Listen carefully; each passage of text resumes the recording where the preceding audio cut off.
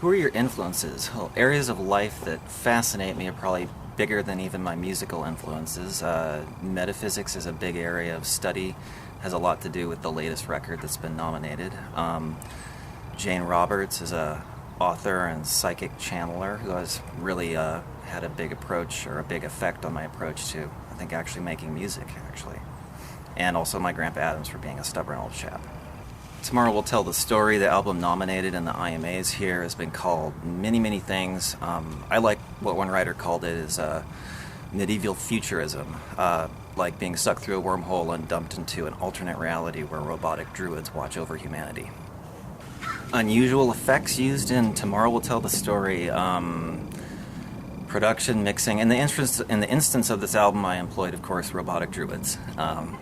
As try assemble from scratch. I do a lot of sampling, different methodologies, and pitch shifting, different types of processing. There's also a canticle featured by hermeticist Ron Clark, and I've also used a variety of guest musicians over the years, and some like Raylan Olson, my harpist, have been involved at that project for a really long period of time, multiple albums, and she's had a big effect on the whole sound of Echo Us. It's a little bit of an unusual instrument in this day and age as well. So, happy accidents. For me, everything is an accident. Much of this album I wrote in trance states. I kind of don't believe in accidents, but everything kind of always seems like an accident in the end. So, funding for the project was both self-funded and through a variety of other sources. In the past, I've worked with a variety of labels, mostly in like areas of ambient music and progressive rock. I felt lucky to sign my first contract when I was 18 with a small label in Germany, and that was my first band. Since then, I've been kind of suckered into doing it on my own. More than the money, it's a lot of work. So, why did I submit to the IMAs for this album? I've always been doing offbeat music, and some twit told me I was unworthy of a Grammy nomination, so thus the IMAs. My definition of success, purely musical, really. Obviously, you have to, work to fit your, what you're doing into some kind of category, but it's really, a non-issue in the end. I've been able to do what I want. I've achieved a lot of my creative desires. Like I said, as to the wilder world, I only think true success in our times can be is to create longevity for your work, keep doing it, keep releasing it. That means being always willing to take the riskiest and hardest road possible to challenge oneself. What makes Echo Us fans unique or different?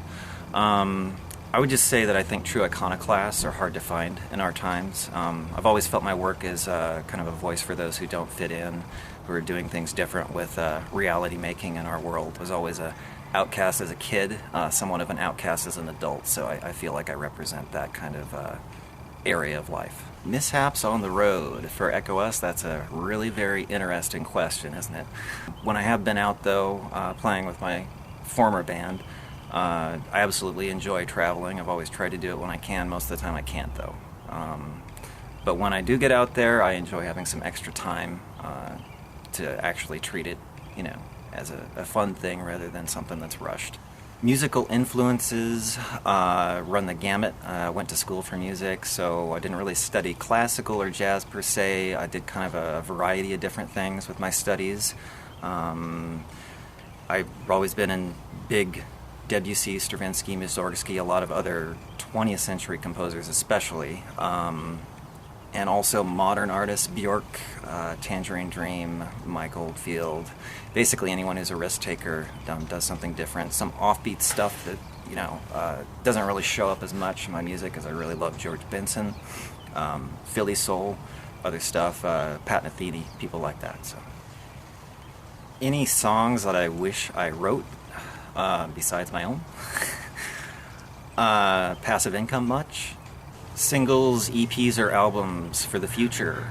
What's the next thing? I don't really know. I would say that, in general, I think popular music ought to try and learn to think past the next 4 bars. What is up for me for the next few years in the future? I've got a follow-up to Tomorrow Will Tell the Story, which will come out in due time, hopefully within this year. And then I'm also working on another project way out into the future. So I'm pretty stocked up for now. worldwideweb.echous.net. That's ECHOUS.net. And that's been up and running for probably 10 years now. The project's been going on for a long time. So, thank you, and best of luck to everyone.